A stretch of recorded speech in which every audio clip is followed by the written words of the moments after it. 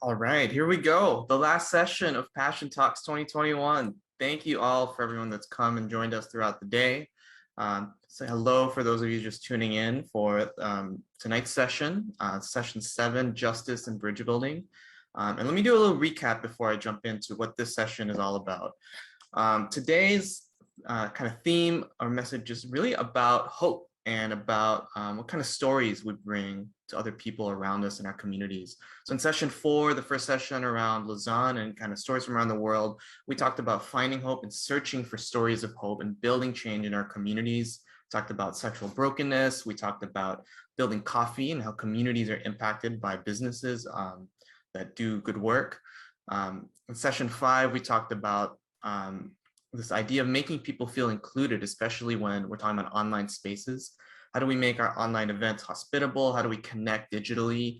And how do we treat people humanly? And then just now, a few minutes ago, we finished up session 6, talking about leaders who are experts and how they see hope in all these complicated, challenging fields that they are leaders in, research leaders, medical leaders, business leaders, and education leaders. And how do we trust them as they lead the way? So I'm really excited because this final session tonight is all about putting together all of these kinds of resilient hope.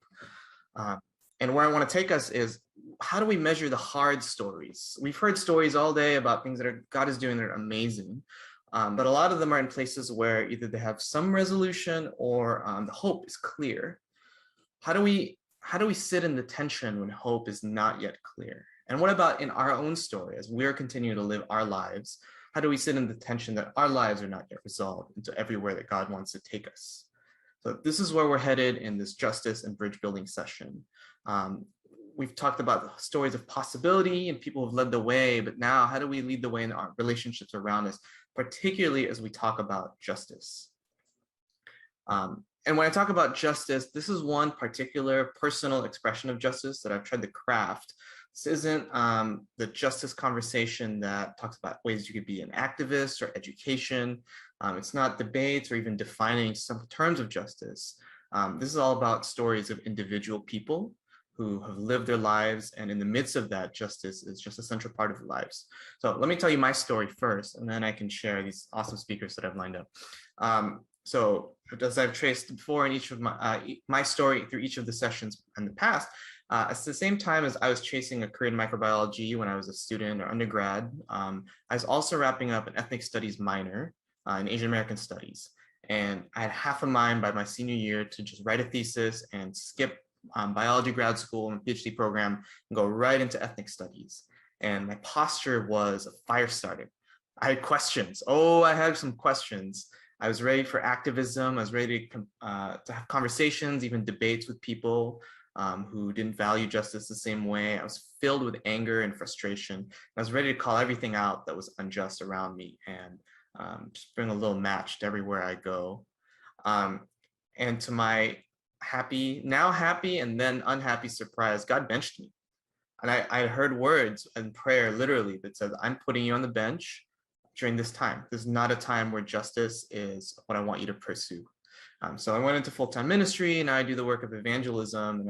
And in my frustration and anger in that time when God benched me, he forced me to do something that I only now am starting to value, which is to take space to figure out who I am and which of the lenses of justice work do I get to pursue. And what I'm learning and beginning to integrate into my evangelism ministry, into my church ministry, my church plant that I shared about earlier, is the core value for justice for me. It's not activism, it's not education and going to the 101, it's not debating people who have a different viewpoint than me. It's not even research, even though I read a lot of the core, social justice books recently and ethnic studies history books. The core value for me is actually sitting in tension, navigating tension, and finding healing. And in the last few years, I've learned that navigating tension is actually a really central part of what I do. It's a big part of my story. It's why I do evangelism as a profession and train evangelism, because that's all about navigating the tension of relationships, of loving people and of being courageous in your faith, of seeing how Jesus connects to people and seeing how Jesus is challenging us. I've had to do this as I have read different texts in my academic research, reading ethnic studies work and theology books, and even now as I lead a house church filled with that centers the experience of Black and Indigenous people, as well as other ethnic identities that come through. How do I lead church in ways that aren't just the evangelical standard that I'm used to, and yet not veer too far from what Jesus is teaching? How do I sit and work for a white organization that works in the white evangelical space and do the work of decolonizing, centering Native voices, reading the Native translation of the Bible, the First Nations version? I'll drop a link later if you haven't seen that.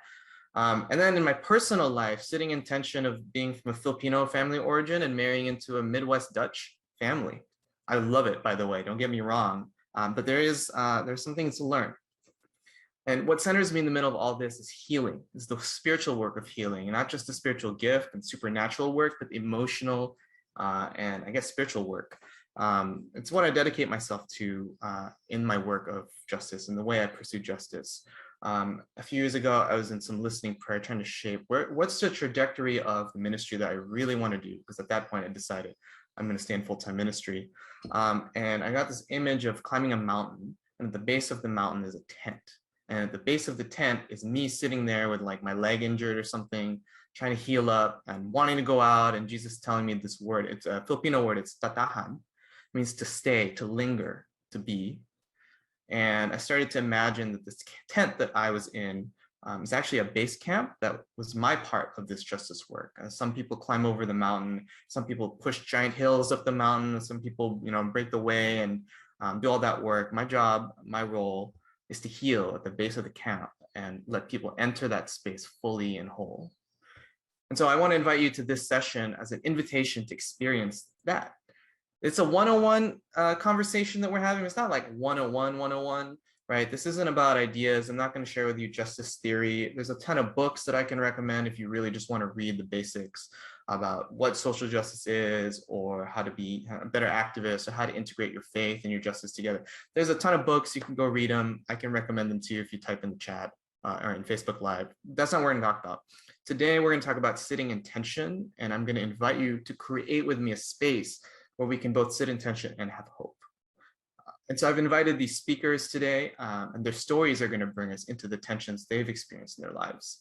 We're going to talk about racism. We're going to talk about reconciliation work. We're going to talk about grief. These are key and core experiences, human experiences that people who do the work of justice or who live injustices experience.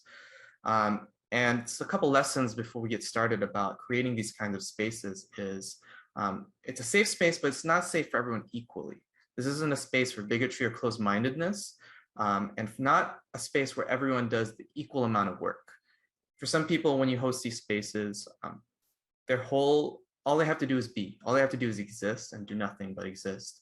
For other people, it's a tremendous amount of self-reflection to learn to advocate and to learn to see other people in the image of God. I'm also not going to name specific issues, political issues or otherwise. I'll let you define what those are in your life. Some examples, however, especially ones that we're going to go into, are reconciliation. How do you connect people with people who are across different ethnic backgrounds? Some people connect within their own ethnic identity. As a Filipino and Filipino American myself, what does it mean for me to be Filipino? Other people bring healing towards extreme views in their own communities. Other people just process how they're feeling. And then finally, the structure of our kind of session and conversation today is it's a chiastic structure. It's a V. If you've ever read Isaiah or any of the scriptures that are poetic, a chiasm kind of sits in the middle. The middle is this lesson, and each of the points, there's 5 points in this, reflect each other and mirror each other.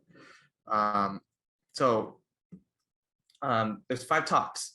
And 5 conversations, and it's going to bring us down into this practice of bridge building and self-correction and back up.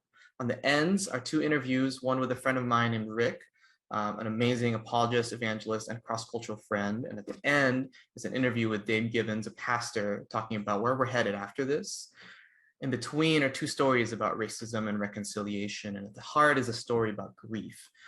All of these are common and even important feelings as we do the work of justice for us to be able to sit in the tension of. So friends, we're going to go into a new place, and what you can expect is to learn that bridge building is just as much about receiving the stories that people are willing to share and making space for them as it is about you sharing them. But my hope is that you'll encounter what it is in your life that God's revealing and the story that he wants to tell. So I want to thank my speakers. Thank you so much for coming in, spending a couple hours, sharing your stories vulnerably and honestly. Please bring it, and trust that people in the audience will receive you.